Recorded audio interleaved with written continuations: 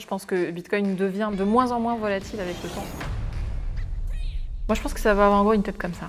C'est-à-dire que ça va monter, puis se stabiliser.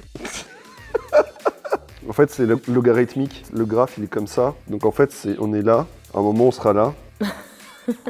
Je pense que Bitcoin va encore monter. Il va continuer d'augmenter pour taper un futur ATH. Comme vous le savez, ça fonctionne avec des cycles de 4 ans.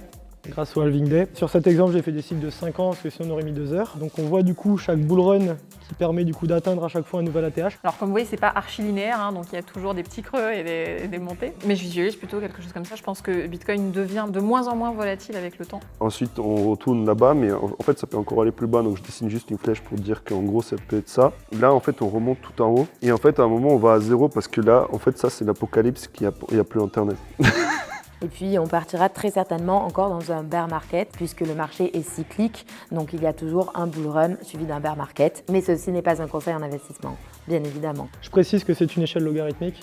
Donc on finit quand même à plusieurs millions d'euros. Ceci n'est pas un conseil en investissement. Et on atteint du coup le Graal, la Lune, to the moon.